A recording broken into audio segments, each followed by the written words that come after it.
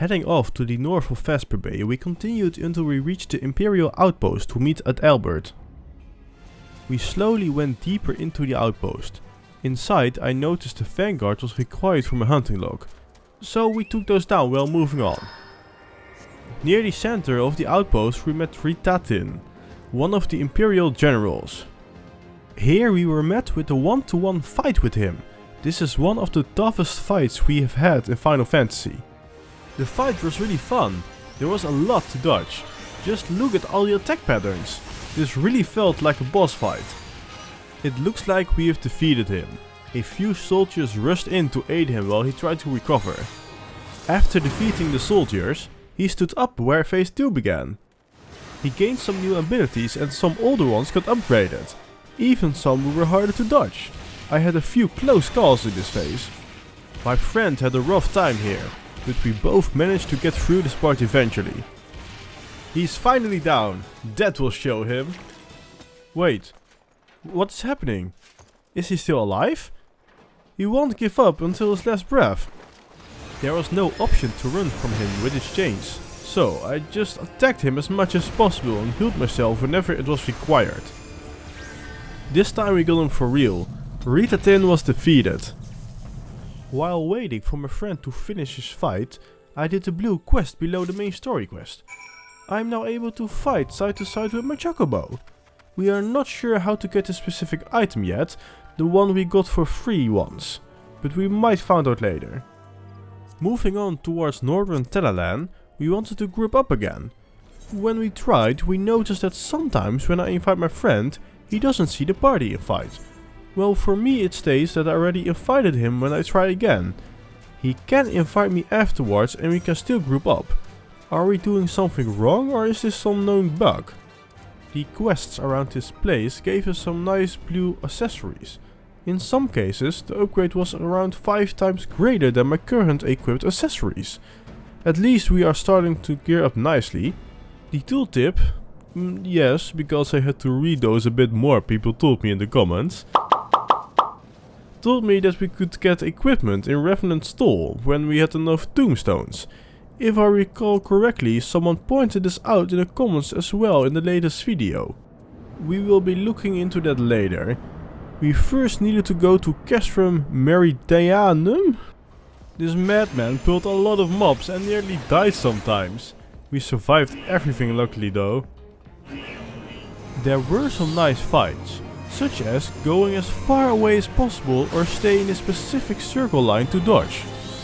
We were somewhat confused at first after the first boss since we didn't see any loot, but we thought we might get that later at the end of the dungeon, or we get some tombstones. The last boss was one of the generals, the Via Ses Junius. She really had some crazy dodging mechanics. She also got defeated by us and we indeed got some tombstones. Here we also got a nice tooltip telling us where we could spend it. Thanks game!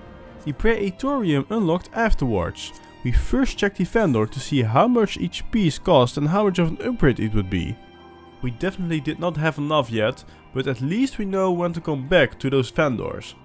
We also found out how to change the guild currency into the tombstones one. Pretty handy. The best part about Praetorium, you ask? Well, the part where we can run around in those machines again and shoot everything we see inside. After this part we face Nero, the third general of those Imperial people.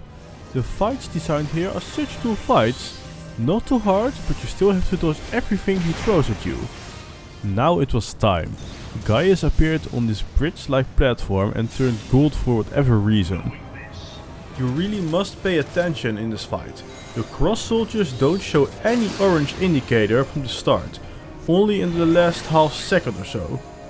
At the end of the fight he entered the next room where the Ultima weapon was waiting for us. A new trial was available, Porta Decumana. The Ultima weapon used the power of all primals.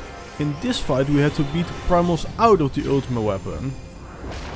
At this point I thought we did something wrong, but it seemed this was just part of the fight. After beating all primals out of the Ultima weapon, La Habrea appeared and destroyed the whole place and there was almost nothing left. La Habrea left us to Gaius and the ultimate weapon, where we defeated them without any hassle. La Habrea came back where we had to face him. There were a few times where he almost got me, like right here. 4 spheres also appeared. There is no way we can defeat all 4 of them within time.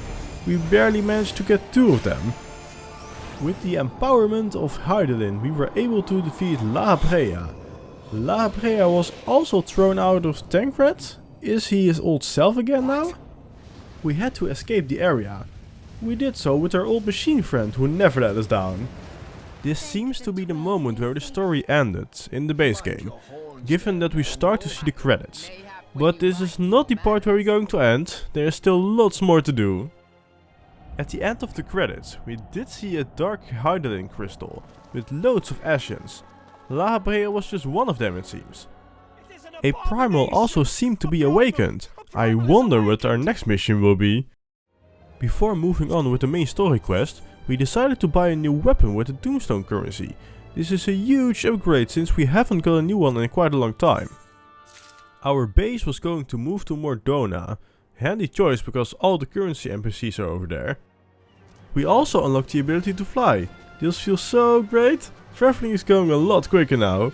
A few quests later around different areas I noticed I still had a red dot in my inventory. Apparently we got a new mount. Our lovely Magitech. I will definitely be using this one from now on. The music is also marvelous. I really love it.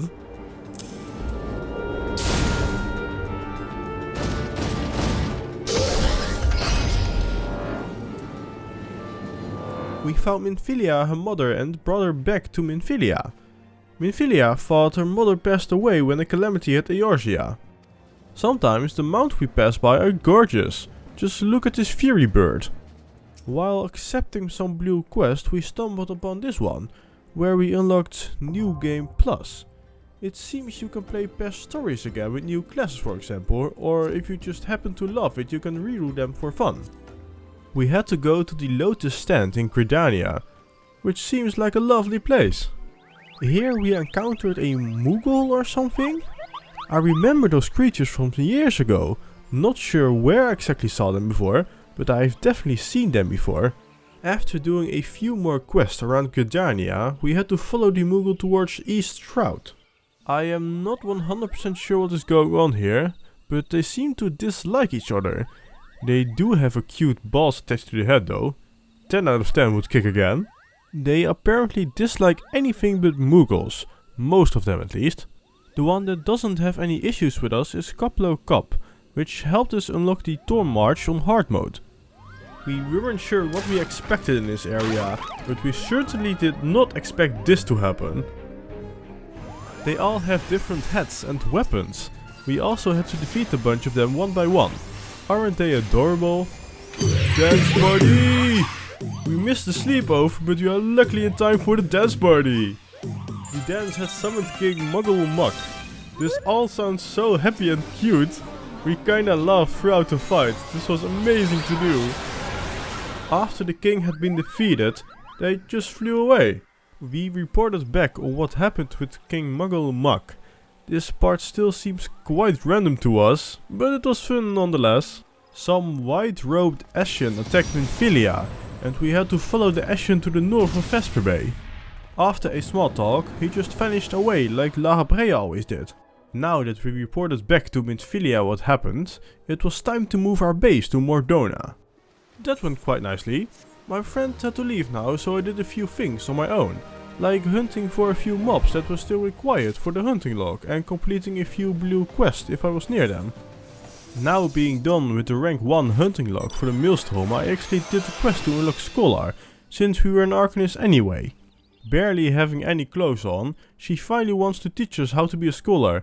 Is that all it takes? Approaching someone in underwear? We will not be equipped with anything else until she shows us how to be a Scholar. We found a fairy who was into us and gave us a soul of the Scholar, just because we showed off her body. Having Scholar unlocked, I tried to change my class to Scholar. I had to be an Arcanist first to be a Scholar, but it shows in my character panel I am an Arcanist. What am I doing wrong here? I couldn't find out why that was the case, So I equipped all my summoner gear and went to bed. Thanks for watching today's video. Make sure to like the video if you did and leave a comment down below. Subscribe to my channel if you would like to see more of my content, and I hope I see you all in the next one. Bye bye.